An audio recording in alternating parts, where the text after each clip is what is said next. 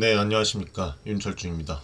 개인 투자자분들의 궁금증을 풀어드리는 방송이 되었으면 좋겠습니다. 오늘 저희가 직접 투자를 하고 있는 HLB 살펴보겠습니다.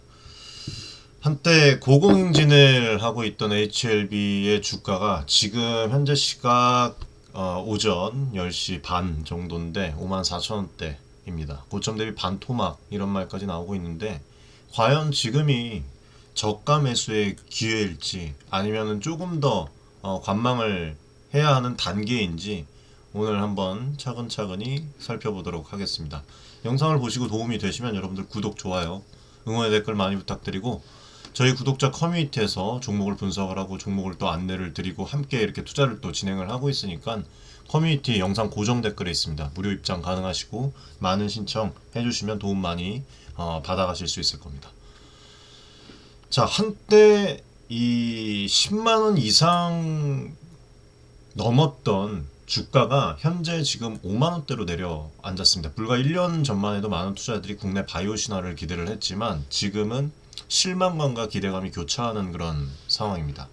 주가 급락의 요인부터 말씀을 드리면 HLB는 간암 신약 리보세라닙, 캄렐리주맙 병용요법으로 미국 FDA 승인을 추진을 해왔는데 지금 몇 차례 고배를 마신 그런 상황입니다. FDA로부터 보안 요구 서한, 추가 보안이 필요하다는 공식 서한 CRL을 받았고 첫 번째는 작년 5월, 두 번째는 2025년 3월 또 이후에 또 받았죠. 그래갖고 올해 3월 21일에는 HLB 주가가 하루 만에 30% 가까이 폭락하는 그냥 사실상 하한가를 맞기도 했습니다. 그리고 국내의 이런 다른 제약사들의 성공 소식들을 보면은 HLB와 이런 부분들이 이제 비교가 돼요. HLB는 가만히 있는데 다른 성공 소식들, 예를 들면은 유한양행의 폐암 신약 랭라자가 작년 8월에 미국 FDA 승인을 받은 유일한 그 약이죠. 유명합니다. 그리고 다국적 제약사와 협력을 통해서 국내 개발 신약이 글로벌 무대에 오른 첫 사례였어요. 이처럼 이런 다른 쪽의 바이오 기업들이 호재가 발생하면 이 HLB가 타격을 받는데 이 이유가 남들은 성공을 하는데 HLB는 왜? 라는 비교가 나오면서 HLB 투자자들은 상대적 박탈감도 이제 받지만 그러면서 이제 주가의 영향도 되게 커지고 있는 그런 상황입니다. 특히 또 HLB 신약이 FDA 문턱을 넘었다면 기술 수출 없이 자체 개발 신약으로는 사상 첫 승인 사례가 될 뻔했기 때문에 아쉬움이 지금 더 큰 상황이에요. 물론 글로벌 시장 환경도 무시할 수가 없습니다. 고금리로 투자 자금이 바이오에서 이탈하고 또 위험 선호가 줄어든 측면, 그리고 HLB 주가 자체가 과거 기대감으로 고평가되었던 부분도 있습니다. 저희가 수익 실현을 2차례 했었죠. 근데 무엇보다도 최근 급락은 FDA 승인 지연이라는 명확한 이벤트 충격에 기인했다고 볼 수가 있어요. 효능은 입증이 됐는데 승인이 지연되는 상황이 HLB를 둘러싼 지금 핵심입니다. 그래서 이제 이 각 요인들을 좀 더 자세하게 좀 말씀을 드리고 앞으로의 전망까지도 한번 살펴보도록 하겠습니다. 자, 지금 FDA가 미국 지금 이제 이 허가를 해줘야 되는데 간암 신약은 앞서 말씀드렸다시피 FDA 승인이 지금 계속 미뤄졌어요. 어떤 문제가 있었냐? CRL을 보면 5월 당시 FDA는 중국 파트너사 항서제약의 공장 실사에 문제점을 지적을 했어요. 캄렐리주맙의 제조 시설에서 데이터 무결성 관리 미흡, 멸균 관련 우려 등이 발견됐다고 얘기를 했습니다. 쉽게 말해서 공장을 좀 깐깐하게 점검을 했더니 몇 가지 기준 믿을 사항이 나왔던 것이죠. 또 임상시험 일부 현장에 대한 추가 확인이 필요하다는 언급도 있었습니다. 그 결과 FDA는 우선 승인을 보류하고 이 내용의 CRL을 보낸 것입니다. 그리고 두 번째는 HLB와 항서제약은 지적된 사항을 개선을 해서 2024년 9월에 재신청을 했어요. FDA도 재신청을 받아들여서 6개월 재심사 절차 진행을 했습니다. 클래스 2였어요. 그때 당시에. 심사 마감 시한 2015년 3월 20일 앞두고 모두 기대를 했는데 안타깝게도 이 CRL 통지가 다시 또 왔습니다. 항서제약 공장의 이전 문제들은 해결이 됐으나 FDA가 새롭게 보완을 요구한 세 가지 항목이 있었다고 합니다. 세 가지 항목에 대한 그 예측은 이거는 구체적으로 내용은 공개되지 않았지만 이 추가 개선 사항에 대해서는 제가 앞전에 분석을 해놨어요. 아무튼 뭐 임상 효능이나 HLB 측에서도 리보세라닙 자체의 문제는 없었다. 오로지 항소제약 파트너사의 생산 시설 이슈 때문에 보완 요청을 받은 것이라고 이야기를 했고, 지금 현재 상황은 말씀드렸지만 가장 빨리 보완을 해서 재신청해서 이제 7월쯤에 승인 획득을 하겠다, 빠르게 하겠다. 다행히 FDA와 이 사전 협의에서 큰 추가 자료 요구는 없었다고도 전해지지만 최종 결정까지는 아무도 장담할 수 없는 상태입니다. 그리고 앞전에도 말씀드렸던 유럽 승인도 병행 추진 중인데 2025년 7월 EMA 허가 신청 계획을 또 지금 해놨죠. 정리해서 말씀드리면은 약이 못 나와서 주가가 떨어졌다기보다는 승인이 지연되면서 불확실성이 커져서 떨어졌다는 것입니다. 그래서 이 투자자들 입장에서는 기약 없이 기다려야 하는 그 답답함이 적용이 된 것 같아요. 한편 또 최근 미국 FDA 내부 상황도 이거 이제 제가 말씀을 좀 드렸었는데 신약 심사 지연에 영향을 줄 변수로 지금 거론되고 있습니다. 바로 미국 연방 정부의 그 예산 감축에 따른 FDA 인력 구조 조정 이슈인데 이거는 뭐 초보 투자자분들이 좀 간혹 생소할 수도 있으니까 제가 좀 간략하게 설명을 드리겠습니다. 여기 또 이제 또 HLB 최근 영상에 누가 또 댓글까지 또 달아주셨는데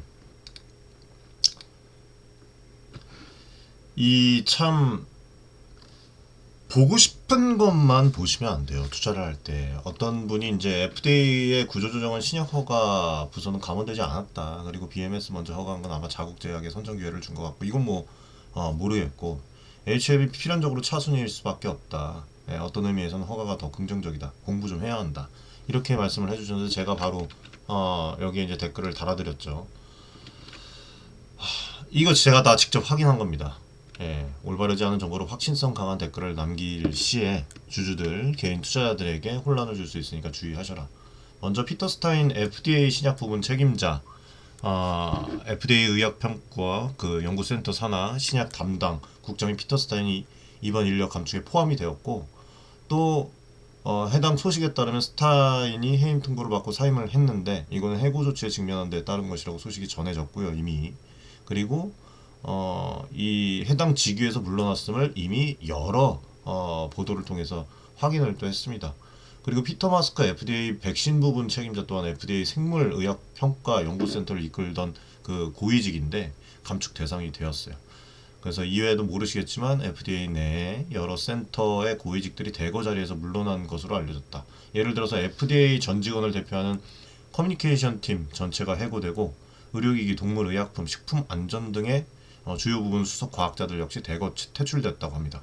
FDA 내부의 이 대규모 인력 감축이 신약 승인, 심사 업무에 미치는 영향에 대해서 여러 소식통과 전문가들이 심각한 우려를 표하고 있는 게 사실입니다. 뭐 저도 HLB를 응원하고 커뮤니티에서 안내드리는 입장에서 긍정적인 부분과 혹시 모를 리스크를 이야기를 한 거지 단순히 공포감을 조장하기 위해서 없는 얘기를 지어내 드리는 건 아니다. 뭐 여기 이제 뭐 또 이제 댓글을 또 많이 달아주셨어요. 네. 그래서 말씀을 드리고 싶은 건 일단은 구조조정에 대해서 잠깐 말씀드리면 FDA가 이제 이 미국 정부 차원에서 재정 긴축을 위해서 일부 부처 인원 감축이 논의가 되었어요. 그래서 여기에 이제 FDA도 포함된 것인데 FDA에서 최대 3,500명 규모의 인력 감축이 거론이 됐죠. 뭐 의약품, 의료기기, 뭐 심사관은 제외한다고는 하나 실제로 FDA의 핵심 리더십과 정책 부서가 해체되는 그런 뭐 여러 가지 여파가 있고 말씀드렸다시피 지금 이런 상황들이 좀 나오고 있어요. 그리고 예를 들면은 신약 그 정책실 ONDP 같은 부서가 사라지면서 심사위원들이 의존을 하던 정책자문 기능이 줄어드는 전반적인 심사 능력 약화 우려가 또 나오고 있는 것이 사실입니다. 그래서 이 신약 승인이 더 까다로워질까에 대한 그 질문에 말씀을 드리면 FDA 승인 관문이 확실히 좁아질 것으로 그렇게 다들 지금 전문가들이 해외 전문가들이 보고 있어요. 예전 같으면 승인됐을 신약도 인력 부족으로 검토가 지연이 되거나 거절될 수 있다는 거죠. 그리고 특히 소규모 바이오텍이나 희귀질환 그 신약 개발사가 직접적인 타격을 받을 수가 있다고 또 합니다. 그건 지금 제가 직접 커뮤니케이션을 한 거고, 그리고 아무래도 대형 제약사보다 작은 회사의 이 신청이 후순위로 밀릴 수 있는 그런 또 우려까지도 나오고 있어요. 그래서 이런 부분들이 우리 HLB에 미치는 영향에 대해서 좀 어떤 영향이 있을까 좀 보면, 이 HLB처럼 국내 바이오텍이 FDA 승인을 노리는 경우 이런 외부 변수를 염두에 둬야 됩니다. 지금 HLB 측에서도 이걸 염두를 해둬야 되겠죠. 현재 HLB 신약이 겪는 지연은 주로 뭡니까? 파트너사 공장 이슈지만 만약에 FDA 내부 사정으로 심사 인력이 부족해진다면 일정이 더 늦어질 가능성도 배제할 수는 없다 이거예요. 확실한 건 아니지만 배제하지 말자. HLB 외에도 국내에서 지금 FDA 허가를 기다리는 뭐 사례로 여러 가지 지금 또 기업들이 있잖아요. 그래서 전체적으로 미국 허가 도전에 시간이 더 걸릴 수 있다는 그런 시각도 있어요. 물론 이런 상황이 반드시 현실화된다는 것은 아니지만 투자자 입장에선 승인 지연 리스크를 조금 더 보수적으로 잡아야 할 이유가 생긴 셈입니다. 그래서 HLB가 7월 FDA 승인 목표로 하고 있지만 몇 달 더 지체되거나 예상 못한 변수가 나올 가능성도 저는 마음 한켠에 두고 지금 커뮤니케이션을 지금 뭐 커뮤니티에서도 하고 있다. 좀 말씀을 드리고 싶어요.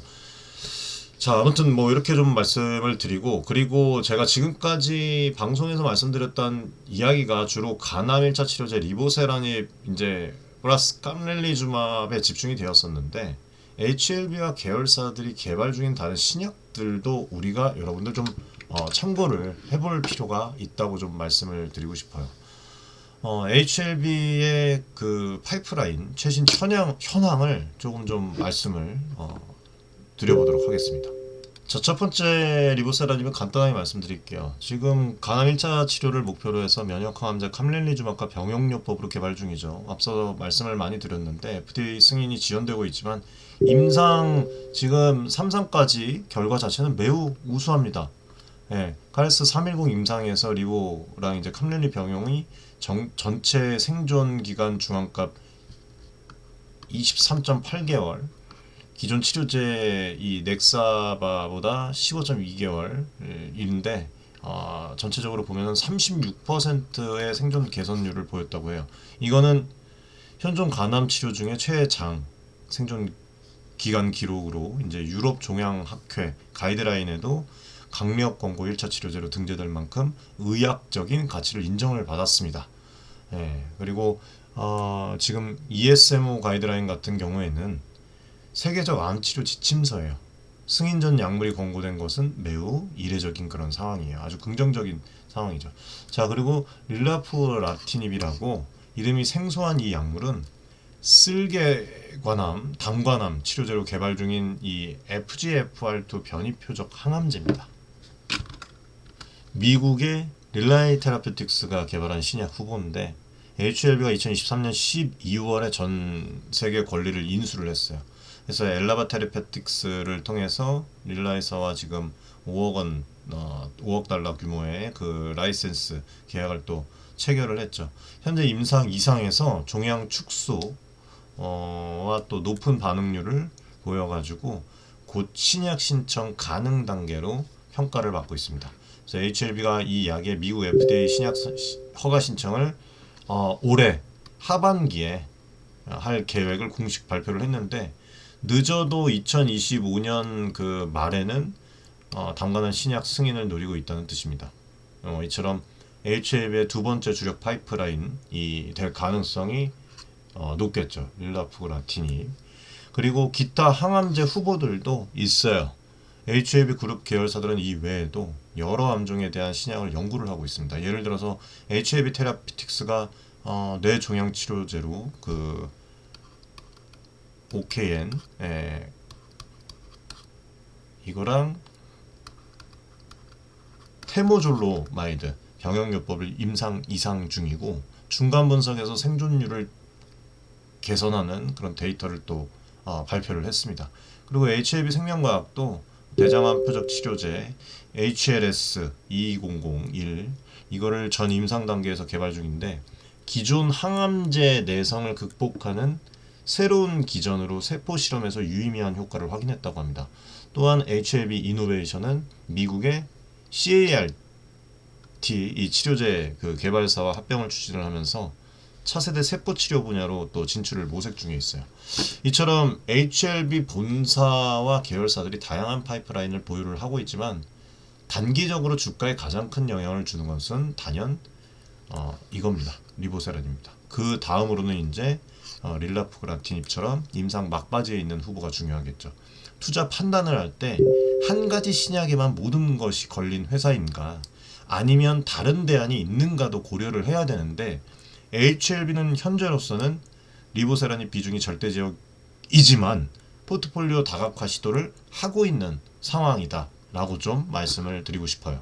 자, 그리고 커뮤니티에 계신 분들 중에서 궁금하신 부분이 있는 분들이 이제 겹쳐서 좀 말씀을 드리는데 리보세란입 수익구조 판권 도대체 뭐가 복잡하다는 건가? HLB 관련 뉴스들을 보면은 리보세란입 중심의 이 수익구조 복잡성, 판권 구조 같은 말이 종종 나와요.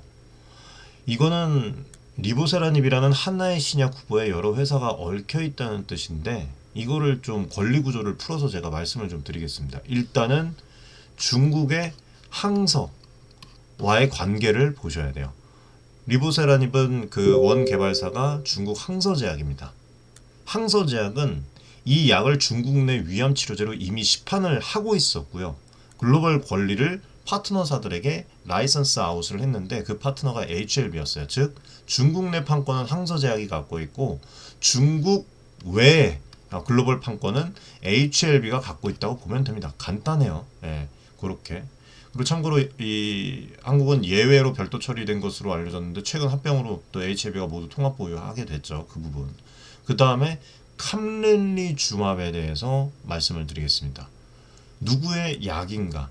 리보세란입과 함께 쓰이는 면역 항암제 캄렐리주맙 역시 중국산입니다. 항서제약의 제품인데 결국에 HLB가 미국에 제출한 신약 허가 신청 이거 자체가 HLB의 리보세란입 그리고 항서제약의 캄렐리주맙의 조합이었어요. 따라서 승인이 나면 두 회사가 협력해서 판매를 해야 할 수밖에 없는 구조입니다. FDA가 리보세란입을 단독으로 승인해 줄 수 없는 이유도 바로 여기에 있는 거예요. 두 약이 한 몸이에요. 세트로 임상을 했으므로 하나만 따로 인정 못한다는 것이죠.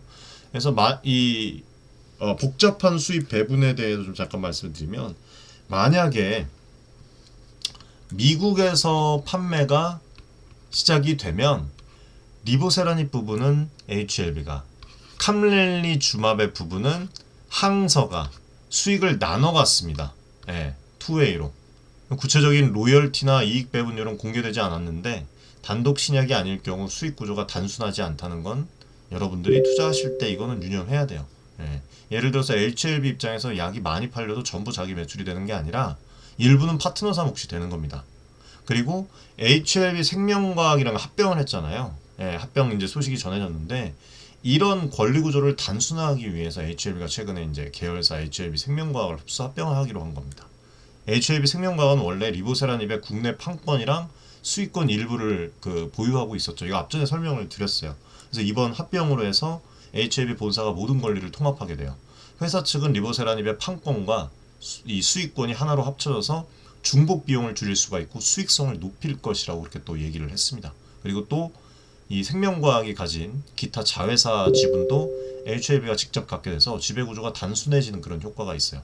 정리를 해서 말씀드리면 리보세란입은 HLB 혼자만의 것이 아니라 중국 항서제약과 협력구조라 수익 나누기가 필요하고 과거에는 HLB 생명과학 등의 내부 계열사 간에도 권리가 나눠져 있어서 되게 복잡했어요. 근데 이제 합병으로 내부 정리는 됐다는 것입니다. 그래서 투자자 입장에서는 리보세란입이 승인이 되면 HLB가 온전히 수혜를 볼 수가 있나? 라는 그런 의문이 있었는데 이제는 한결 조금씩 명확해지고 있는 셈이죠. 자, 그리고 HLB를 말씀드리다 보면은 빠지지 않는 인물이 있는데 바로 진양곤 HLB 그룹 회장인데 이 사람이 지금 바이오 사업의 진두지휘자 그리고 한때 또 HLB 주가가 급등할 때 큰 불을 일궜던 인물이다라고 이제 뭐 얘기가 나오고 있어요. 근데 최근에 이 진양권 회장이 계열사 이 주식들을 대거 매입했다는 소식이 전해지고 있는데, 매수 내역은 뭐 2024년 말부터 2025년 3월까지 그룹 계열사 지분, 뭐 최근 또 4월에도 소식이 있나요? 예, 있었던 것 같기도 하고, 이 상당량 사들이고 있습니다. 뭐 HLB 바이오스텝 주식을 제가 알기로 40만 주, 그 다음에 뭐 이노베이션 주식도 20만 주 이상, 제넥스 주식도 20만 주 가까이 매입을 했다고 공시가 됐어요. 이들 회사는 HLB 그룹의 비교적 작은 계열사들인데 회장이 직접 돈을 들여서 지분을 늘린 겁니다. 이유는 뭘까요? 업계에서는 뭐 이거를 두고 진양군 회장이 FDA 승인을 낙관하고 있다라는 해석을 내놓았는데, 왜냐하면 내부 사정을 가장 잘 알고 있는 그 사람이 진양군 회장입니다. 이 사람이 자기 그룹주 또 계열사 그룹주를 잔뜩 사들이는 모습은 호재를 확신할 때 주로 보이는 부분이에요. 이렇게 CEO들이, 다른 기업들도 마찬가지고. 그리고 실제로 FDA 승인 결정을 앞두고 이러한 또 매입이 이루어지니까 투자자들 사이에도 또 혹시 긍정적인 신호인가라는 그런 기대가 있었던 것도 사실입니다. 다만 회사 측은 되게 조심스러운 입장이에요. 예, HLB 관계자가 얘기를 하기를 신약 승인을 기대하는 건 맞지만 결과는 또 누구도 모른다라고 또 얘기를 했어요. 뭐 아무튼 지분 보유가 적었던 어떤 계열사를 중심으로 해서 뭐 이런저런 긍정적인 생각을 갖고 또 책임 경영 차원에서 매입을 했겠죠. 네, 그렇게 좀 생각을 하면 될 것 같고, 나쁜 일이 있을 거면 회장이 자기 돈을 들여서 안 사겠지라는 그런 또 개인 투자자들에겐 심리가 있는데, 예, 일각에서는 또 이거를 경계하는 목소리도 또 있습니다. 개인 투자 유입을 유도하려는 어떤 그 유도 제스처가 아니냐. 예? 그리고 실제로 결과가 안 좋으면 내부자라도 손실을 볼 수 있다. 이건 뭐 냉정한 그 시각이죠. 예, 오너의 매수, 주가 상승 보장, 이거는 아닐 수도 있다. 맞다고도 할 수 있지만 아닐 수도 있다. 그래서 참고 자료로만 하고 과신하지 않는 그런 태도가 필요한 것 같아요. 그래서 HLB 수장인 진양군 회장은 자사 및 이 계열사 주식을 꾸준히 사들이면서 회사 가치에 자신감을 보여왔다는 겁니다. 어때 됐던. 예. 그래서 이게 이제 긍정적인 신호로 볼 수가 있을 것 같고, 뭐 앞으로 이제 지켜봐야 되겠지만 어떻게 될지 계속적으로 이제 모니터링을 해서 저희도 이제 커뮤니티에서 여러분들과 공유를 지속해서 하도록 하겠습니다. 지금 그리고 HLB가 여러분들 외국인 보유량이 좀 많이 올라가지 않았나요? 2023년도 말까지만 해도 12% 이랬잖아요. 그쵸? 지금은 뭐 2배 이상 지금 올라간 상태예요, 사실. 예, 21.48%에 달합니다. 코스닥 기업 중에서 외국인 비중이 20% 넘는 거는 꽤 높은 편이죠. 그래서 이게 이제 글로벌 투자자들도 HLB 기술 가치에 주목하고 있음을 보여주는 것이고, 실제로 임상 성과나 기술 수출 가능성 등을 보고서 해외 기관들도 투자를 한 것이죠. 다만 이제 FDA 지연 등으로 이제 일부 외국인 자금이 이탈을 한 부분도 있어요, 있기는. 아무튼 뭐 이런 부분도 보여 말씀을 드리고, 흥미로운 거는 지금 최근 들어서 외국인과 기관이 저점 매수를 하는 그런 그 포지션을 좀 보이는 것 같아요. 예. 4월 초에 보면은, 그쵸? 외국인이 순매수로 전환을 했고, 국내 연기금도 매수 포지션, 뭐 좀 지켜봐야 되겠지만, 예. 주가가 많이 내려오니까 가치 매력을 느꼈거나 합병 등의 뉴스로 이제 기업 가치 상승을 기대한 것일 수도 있습니다. 예. 아무튼 뭐 HLB는 여전히 외국인 지분이 20% 이상으로 높고 국내외 투자들의 이목을 끄는 그런 종목입니다.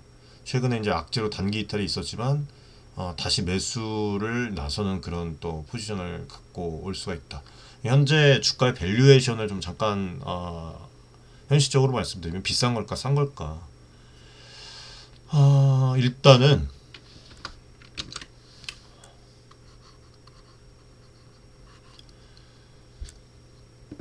지금 HLB 같은 경우에는 PER 얘기하시는 분들이 있는데 의미가 없습니다. 왜냐하면은 회사가 아직 이 프로핏이 없어요. 순이익이 없습니다. 신약 개발 단계라서 뭐 영업 적자가 누적되고 있고 최근 결산 또 EPS가 음수라서 뭐 PER 산출 불가로 나와요. 한마디로 아직 돈을 못 벌고 있으니까 PER로 싸다 비싸다 평가할 수가 없다고 좀 말씀을 드리는 거예요. 그리고 PBR은 뭐 보면은 지금 코스닥 제약 업종 평균보다 훨씬 높아요. 일반적으로 제조업 등에는 PER이 이제 뭐 한 많게는 3배 정도를 이제 정상으로 보는데 HLB가 지금 몇 배입니까? 10배가 넘죠.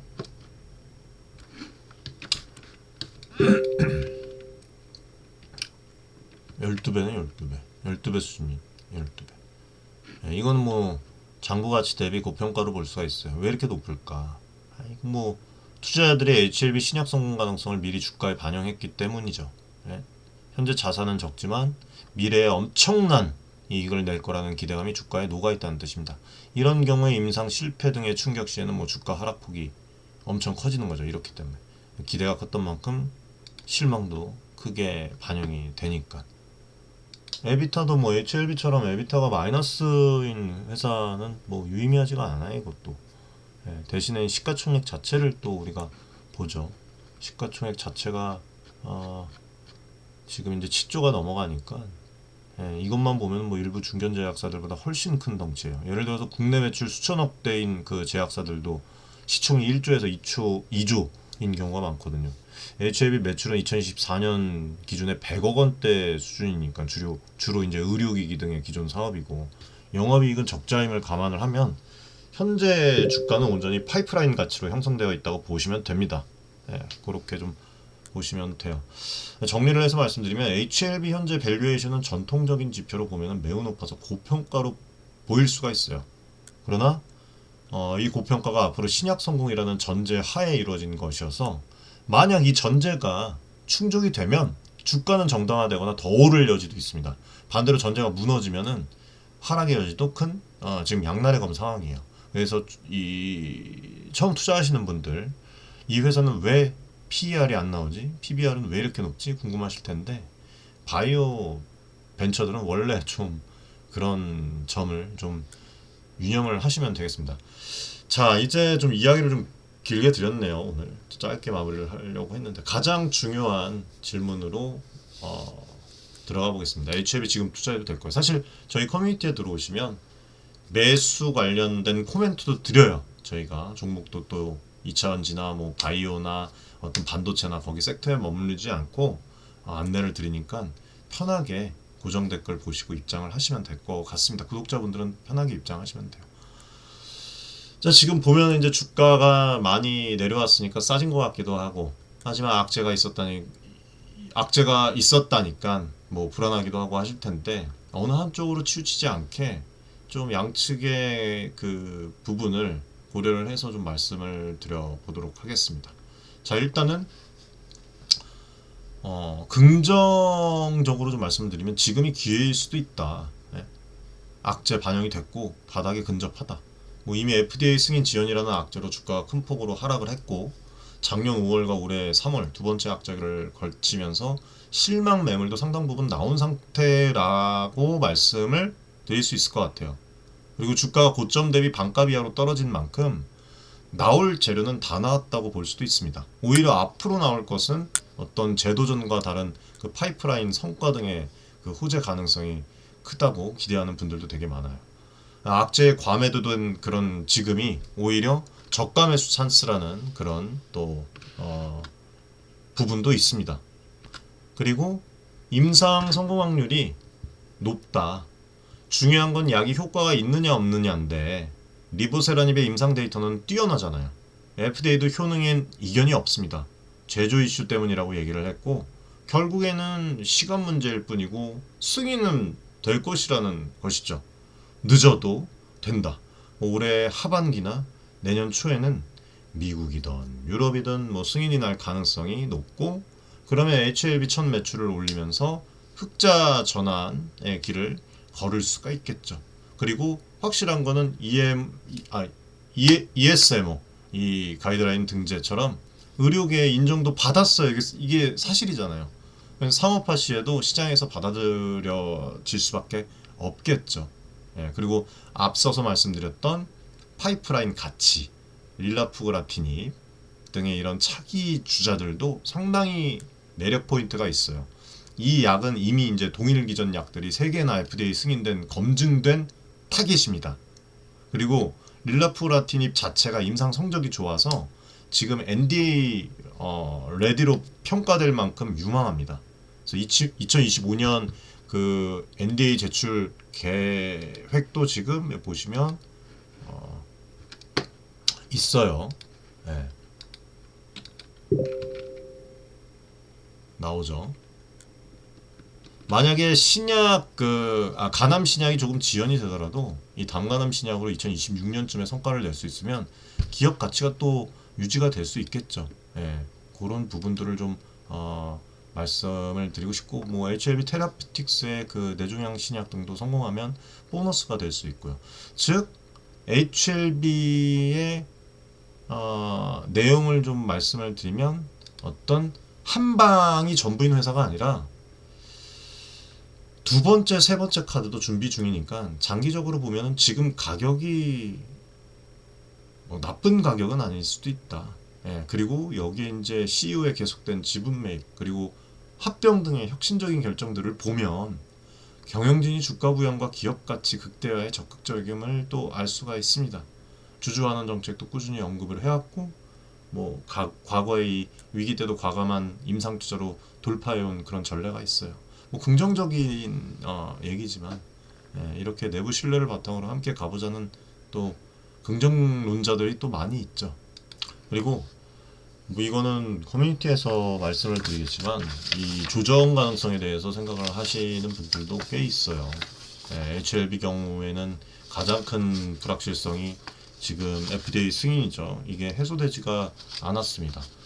7월 재도전도 지금 세 번째 도전인데 과연 이번에는 통과할지 장담할 수가 없죠. 만에 하나 또 지연된다면 주가는 더 큰 타격을 입을 수 있을 겁니다. 승인 완료 전까지는 보수적으로 지켜보자는 그런 신중론도 그래서 설득력이 있는 거예요. 실제로 승인이 된 뒤에 사도 늦지 않다는 것이죠. 승인 후에는 매출 현실화, 수익성 등의 새로운 숙제가 있지만 적어도 약이 나온다는 것 하나는 확실하니까. 그리고 또 설령 내년에 미국에서 판매가 시작이 돼도 과연 얼마나 팔릴까 하는 현실적인 그런 또 질문들도 있어요. 간암 1차 치료 시장에서는 이미 다국적사인 그 로슈, 티센트릭이랑 아바스틴 병용요법이 표준 치료로 자리를 잡았습니다. 그래서 HLB 약이 나오면 새로운 옵션이 추가되는 것이지만 글로벌 제약사들과 마케팅 경쟁을 해야 합니다. 뭐 준비는 다 하고 있다고 해요. 그래서 미국 시장 진출 경험은 뭐 아직 자리 잡지 않았잖아요. 그래서 HLB가 직접 판매하려면 또 분명히 뭔가 장애물이 있을 거예요. 파트너 찾기도 할 거고, 그리고 판권 구조상 지금 중국 항서제약과 협업해야 하는데 이것도 또 변수예요. 얘네들이 또 문제가 또 있지 않을까. 그리고 또 유한양행 랭라자 사례처럼 보통 국내 신약은 빅파마의 기술 이전에서 글로벌 출시를 하는데 HLB 같은 경우에는 자체 출시를 고집해왔습니다. 이 전략이 성과를 낼지 못 낼지, 그러니까 승인 후에 상업화 리스크까지도 고려를 하면 지금 주가는 여전히 미래를 많이 반영한 것이라는 의견이 있다. 그리고 신약 개발에 많은 돈을 투자를 해왔고, 뭐 유상증자, 전환사채 발행, 자금 조달을 몇 번 했고, 그리고 현재 현금이 어느 정도 갖춰져 있지만 상업화나 어떤 그 프리페어나 추가 임상을 하려면 자금이 더 필요할 수가 있어요. 만약 주가가 약세인 가운데 증자를 하면 기존 어떤 주주 가치 희석 우려도 나오겠죠. 그리고 또 현재 흑자 사업이 없어서 적자가 계속 나는 구조라서 승인 지연이 길어지면 이거는 되게 안 좋아요. 재무 부담이 더 계속 커집니다. 신용 등급도 과거의 투자주의적 수준이라 그 회사채 발행 등도 이제 뭐 쉽지 않은 그런 상황이죠. 그래서 이런 점에서 위험 관리 차원에서 관망하는 게 또 낫다는 그런 주장이 좀 있기는 합니다. 결국에는 투자 여부는 개인들의 위험 선호도에 따라서 달라질 것이라고 봐요. 고위험을 감수하고서라도 큰 수익을 노리는 투자자라면 지금 뭐 이미 절반 가까이 내려온 지금 가격대에 분할 매수로 접근을 해볼 수가 있겠죠. 네? 다만 이 경우에도 투자금의 일부만 할당을 해서 리스크 관리를 해야겠죠. 그리고 반대로 안정성을 중시하는 투자라면 핵심 이벤트, FDA 뭐 승인 통과, 앞으로 이제 뭐 더 그런 수면 위로 나올 법한 그런 또 우리가 더 예측을 더 디테일하게 해볼 만한 그런 이슈들이 이제 나오면 그런 것들을 확인을 하고 움직여도 늦지를 않을 겁니다. 물론 뭐 승인 후에는 제가 봤을 때는 이미 주가가 많이 올라가 있을 거예요. 근데 그때는 또 실적 기반의 새로운 가치 평가가 가능하니까 불확실성은 훨씬 더 지금보다 훨씬 더 줄어들겠죠. 세컨드 신약도 또 준비가 되어 있고 뭐 이런 부분들. 그리고 또 하나의 방법은 지금 관망을 하되 관심 종목으로 두고 뉴스 흐름을 챙기는 겁니다. 만약 FDA 관련 긍정 신호 뭐가 이제 포착이 되거나 유럽도 승인 심사 진전 소식이 또 나와요. 이제 곧. 그래서 뭐 이런 부분들 보고 파트너십 체결 같은 호재가 나오면 그때 매수를 고려하는 식으로 할 수가 있죠. 정확한 타이밍을 이렇게 하면 잡기는 어려워요. 사실 리스크를 감내를 해야 돼요. 확실히. 아무튼 뭐 이렇게 주요 이벤트 전후로 전략을 세워두는 것이 좋다고 봅니다. 네. 요즘 증시 격언 중에 이런 얘기 있잖아요. 좋은 기업과 좋은 주식은 다를 수 있다. 네, HLB의 기술과 혁신성은 좋지만 주식 투자는 별개로 신중해야 해야 한다는 그런 또 뜻이 있으니까 여러분들이 그 부분을 좀 잘 살펴보시고 진행을 하시면 될 것 같습니다.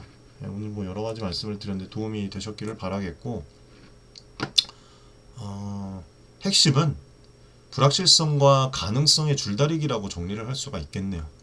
네, HLB는 꿈이 큰 기업입니다. 신약 하나로 세계 시장에 도전을 하고 있으니까 그만큼 리스크도 큰 투자처다. 그래서 우리 투자자분들에게 꼭 드리고 싶은 말씀은 그냥 남의 말에 흔들리지 말고 제가 이렇게 정보를 올바르게 드리잖아요. 예, 스스로 이해한 범위 내에서 여러분들의 생각과 제 생각이 있을 거 아닙니까? 예, 그래서 결정을 하시라는 겁니다. 그래서 오늘 전해드린 내용들이 판단에 조그만한 그런 어떤 보탬이 되었으면 합니다. HLB가 앞으로 국내 투자자들에게 어떤 기대에 부응을 해서 좋은 성과를 내주길 바라면서 이상으로 오늘 방송을 마치겠습니다. 시청해주셔서 감사드리고 투자의 성공과 행운이 함께 하시기를 항상 바라겠습니다. 감사합니다.